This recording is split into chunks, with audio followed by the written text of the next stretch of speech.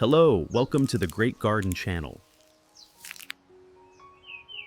This is a peace lily that my neighbor threw away. At first glance, many people would think the plant is simply lacking water. But in reality, the leaves have turned yellow, the plant has become weak and stunted, and it hasn't produced a single new leaf for months. After inspecting it carefully, I decided to use a natural plant care method that I learned from Amish gardening practices, combined with a simple recipe made from common ingredients found in the kitchen.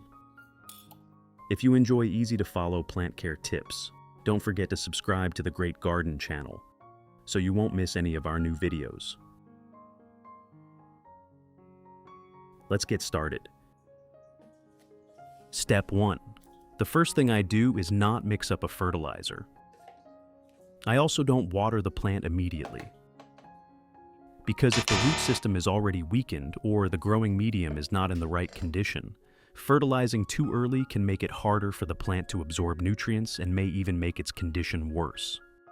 In addition to the English voice, we have now created dubbed voices in French, German, Italian, Spanish, Portuguese, Japanese, Hindi, and Indonesian to help you understand the content more easily.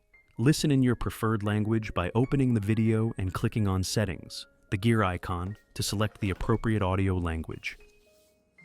So first, we will remove the plant from its pot to inspect it and treat it properly before moving on to the next care steps.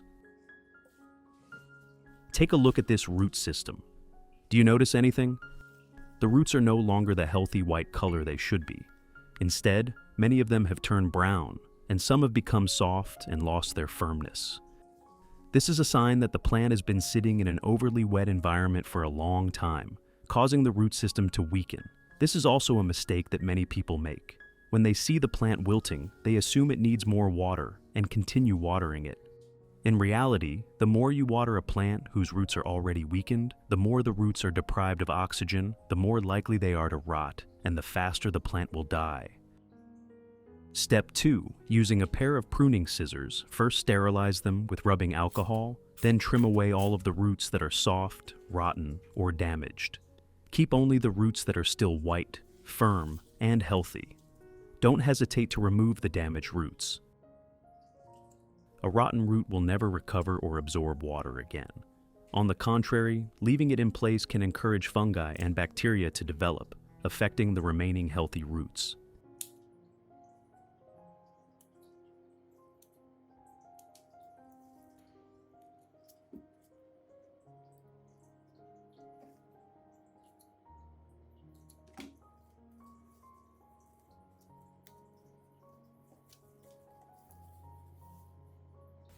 Next, rinse the plant under clean running water with a moderate stream to remove dirt, old growing medium, and any debris still clinging to the roots.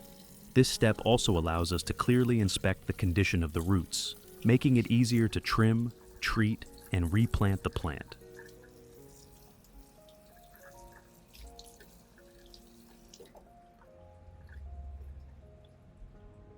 Finally, place the plant in a dry, well-ventilated location away from direct sunlight and allow it to air dry naturally. This will help the root system and the cut surfaces callus over, reducing the risk of root rot and creating favorable conditions for the plant to recover before being replanted. After treating the root system, I replace all of the old growing medium. Here, I use a mixture consisting of 50% potting soil. The potting soil helps anchor the plant while retaining some of the water and nutrients needed for the root system to develop steadily.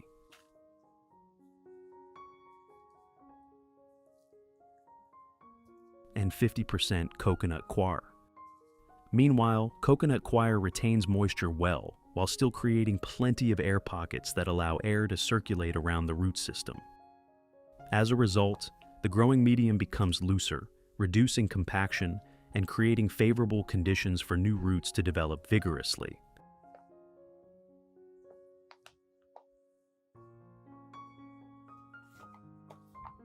Finally, mix the two ingredients thoroughly until you have a uniform mixture before repotting the plant. Few people know that after about 1 to 2 years, the growing medium in a pot gradually becomes compacted due to decomposition and frequent watering. When this happens, air can no longer circulate easily around the roots. The roots become deprived of oxygen for respiration, and their ability to absorb water and nutrients also decreases significantly. That is why a peace lily may stop growing even though you continue watering and fertilizing it regularly. That's it. We have finished preparing the growing medium for repotting. Now we can move on to repotting the plant. Prepare a clean pot with drainage holes in the bottom, just like the one shown in the video. These drainage holes allow excess water to drain away quickly after each watering, reducing the risk of root rot while also improving air circulation around the root system. First, spread a layer of the growing medium across the bottom of the pot. This layer creates a stable foundation to support the roots, helps the plant remain upright after repotting, and distributes the growing medium evenly throughout the pot. Next, gently place the plant in the center of the pot, adjusting it so that it stands upright without leaning, and the base of the plant sits level with the surface of the growing medium. Finally, add another layer of the growing medium to completely cover the root system. Gently press around the base of the plant with your hands to secure it, but do not compact the soil too firmly. Keeping the growing medium loose and well aerated allows the root system to continue developing healthily.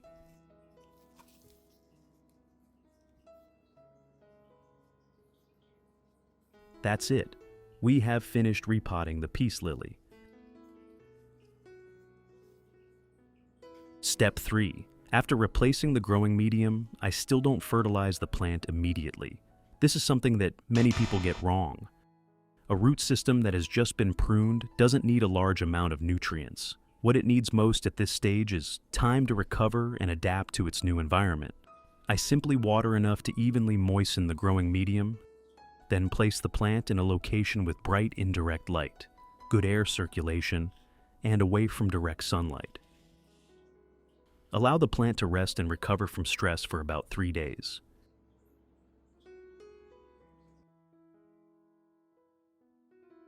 After 3 days, once the plant has become more stable, I begin applying a supportive solution. The ingredient I use today is very simple: rice. Not because rice water is some kind of miracle cure that can save every plant, but because it is an ingredient that is easy to find, available in almost every household, and can be put to good use instead of being thrown away.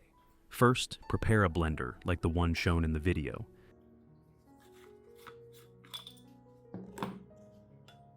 Add 3 tablespoons of rice to the blender.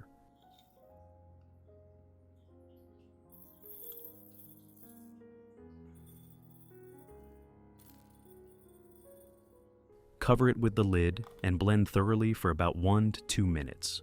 Blending the rice helps release some of its starch, B vitamins, and natural minerals, allowing them to dissolve into the water more effectively and making the next filtering step easier.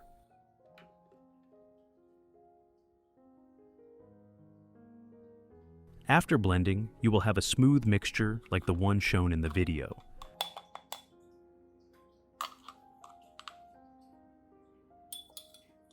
Pour the entire mixture into a clean glass.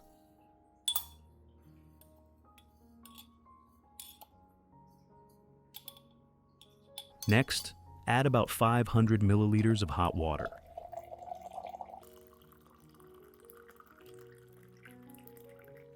Use a spoon to stir until the rice mixture is fully dispersed. The hot water helps dissolve the rice mixture more effectively, while also helping extract some of the starch and natural compounds from the rice into the water, making the solution more uniform before filtering. Cover the glass and let the solution steep for 1 hour.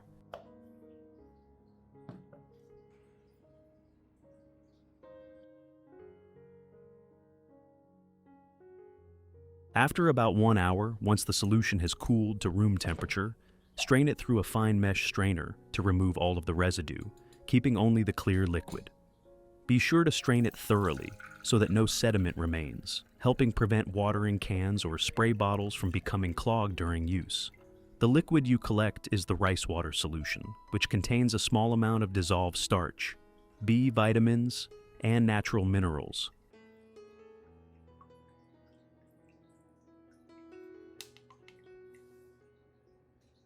Add 500 milliliters of clean water at room temperature to dilute the solution.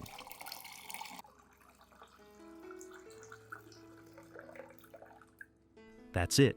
We now have a watering solution for the plant. First, pour the rice water solution into a watering can.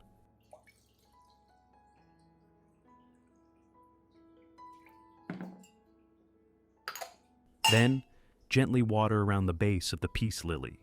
Apply only enough solution to evenly moisten the growing medium, avoiding excessive watering that could leave standing water. When used properly and at an appropriate frequency, rice water can help provide a small amount of organic matter and natural minerals to the growing medium, supporting root development and helping the plant grow steadily. If you have any solution left over, don't pour it away.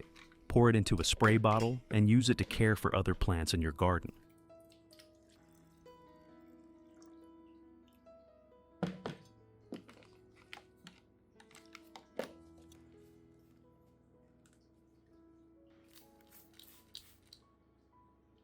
Here, I will lightly mist the surface of the growing medium of a zazie plant to help maintain a moderate level of moisture. It should only be used in moderation and combined with proper watering and lighting practices to keep the plant growing healthily.